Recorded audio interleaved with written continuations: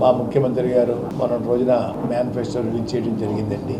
Manifesto release చేస్తూ కూడా గత మేనిఫెస్టోలో 99% చేశానని చెప్పేసి బల్ల గుద్ది చెప్పిన సంగతి మీకు తెలుసండి.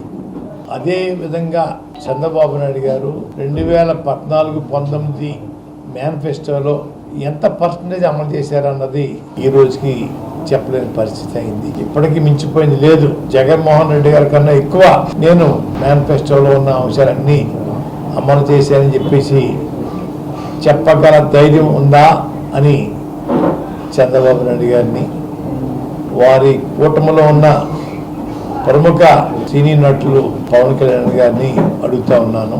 ఎంతసేపు అబద్ధాలు చెప్పి ప్రజల్ని నమ్మించడం కోసం చేసే ప్రయత్నాలు ఆపండి చంద్రబాబు నాయుడు గారు. ఇది మంచి పద్ధతి కాదు. ఈ రాష్ట్రం మీ తాతగారి ఎస్టేట్ ఏం కాదు. ఇది ప్రజల తాలూకు ఎస్టేట్. ప్రజల యొక్క ప్రేమాభిమానాలతోటి మనం పాలన చేస్తున్నాం. చెయ్యాల. ప్రజలే రాజులు. గతంలో చేసిన 14 సంవత్సరాల్లో తమను ఏ పనులు చేశారో చెప్పండి, దమ్ముంటే, ధైర్యం ఉంటే. అంతేగాని జగన్ గారు 99% అమలు చేసిన మేనిఫెస్టోని నిత్యం కించపరుస్తానే ఉన్నారు. మీరు ఇది భావ్యమా?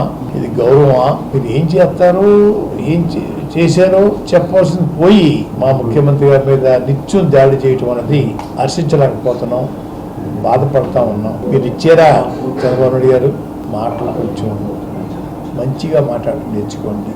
పవన్ కళ్యాణ్ గారు నిత్యం బూతులు మాట్లాడుతూ ఉన్నారు. ఒక పక్క పెద్దయినా గౌరవిస్తున్నాను, ప్రేమిస్తున్నాను చెప్పి విషయాల మీద అవగాహన లేక, తెలుసుకోవడానికి ఖాళీ లేక బూతులు మాట్లాడుతూ ఉన్నారు. ఇది పవన్ కళ్యాణ్ గారు ఇది మంచిది కాదు సుమా అని చెప్పి తెలియజేస్తా ఉన్నాను. తుని సంఘటన అని చెప్పి సంబోధిస్తూ 2014లో జరిగిన ఉద్యమం కింద మాట్లాడుతూ ఉన్నారు. 2014 జరిగిందా ఉద్యమం? 2016 అన్నయ్య. అంటే అవగాహన లోపం ఎంత ఉందో దాన్ని బట్టి అర్థం.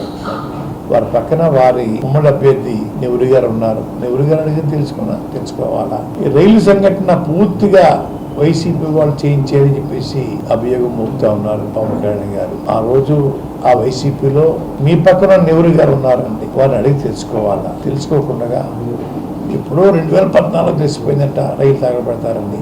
బహుశా వాళ్ళ గురువు గారు చంద్రబాబు నాయుడు చెప్పుకుంటారని నేను అనుకుంటా ఉన్నానండి. అయ్యా పవన్ కళ్యాణ్ గారు ఇంకో మాట, తమది ఏ ఊరండి అయ్యా? ఏ ఊర్లో పుట్టారు? మీ మండలం ఎక్కడండి అయ్యా? మీ జిల్లా ఎక్కడండి అయ్యా? కొంచెం తెలియజేయాలండి అయ్యా. హైదరాబాద్ నుంచి పిఠాపురం అంతా వచ్చేయడానికి కారణం పెట్టండి ఎమ్మెల్యే పదవి కోసం. ఈ హైదరాబాద్ పొడి చేయొచ్చు కదా. పెద్ద మెజార్టీతో మీ ఎమ్మెల్యే అందరూ గెలిచారు కదా. మీ పెట్టిన అభ్యర్థి అందరూ పెద్ద మెజార్టీతో గెలిచారు కదా. ఎందుకు పోటీ చేయలేదు? పిఠాపురం నుంచి పారిపోయి వచ్చేస్తున్నారు. లోకువా మా జిల్లా వాళ్ళు అంటే లోకువా? హైదరాబాద్ పోటీ చేయొచ్చు కదా. అది ముందు మీ అడ్రస్ చెప్పండి అయ్యా. ఎక్కడ పుట్టారు? ఏ ఊర్లో ఉన్నారు? ప్రస్తుతం ఏ ఊరు ఉంటున్నారు? మీ జిల్లా ఇది, మీ మండలం ఇది చెప్పండి ఒకసారి. ఏమి చెప్పకుండా గాలిలో వచ్చేస్తారా? రంగు వేసుకుని వచ్చేస్తే అందరూ ఓట్లు వేసేయాలా? పవన్ గారు మిమ్మల్ని ఓడించి పంపడం ఖాయం.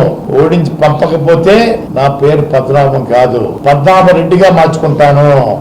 మిమ్మల్ని ఓడించి పంపకపోతే పద్మనాభం కాదు, నా పేరు పద్మనాభరెడ్డిగా మార్చుకుంటాను.